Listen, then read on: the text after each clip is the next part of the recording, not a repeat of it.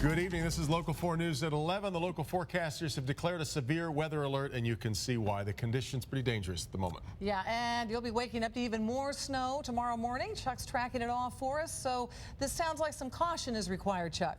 Oh, I'll tell you, Ruth and Devin, at the very least, it is one of those kinds of snows, you know, looks like we've put Christmas snow on all the trees. It looks great from inside the kitchen. Then you have to get outside. So far, a slushy 2 to 4 inches. Steve Sobel, a weather watcher in Farmington, says about 2 to 2.5. Sue Draub out in Manchester says she's got about 3.75.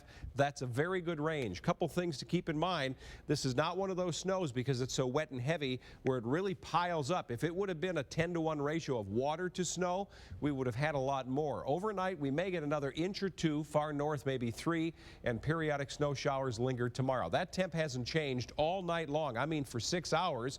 However, there are places like Mount Clemens where the temp is bouncing around closer to 32 degrees. 4 Live radar shows there's still some moisture to the south that may sneak in, but we're seeing a little end to this system here. So farther north, heavier snow amounts are certainly in the cards, and we still have the winter weather advisory with the winter storm warning to the north.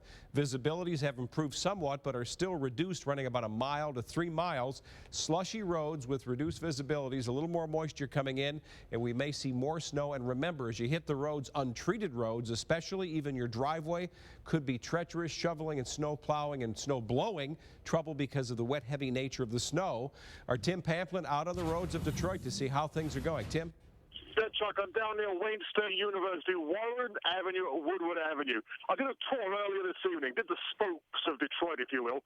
Gratiot, Woodward Avenue, Grand River, Michigan Avenue, pulling onto Woodward Avenue here. These main roads have really not been touched by the snow plows. The plows are focusing on the freeways, of course. So the primary and secondary roads, those spokes, if you will, have not been touched by the snow plows. Forget about your neighborhoods. They're not going to get touched until sometime tomorrow. It's going to be a treacherous drive tomorrow morning for sure. That's the scene right now along Woodward. Tim Pamplin, Local 4.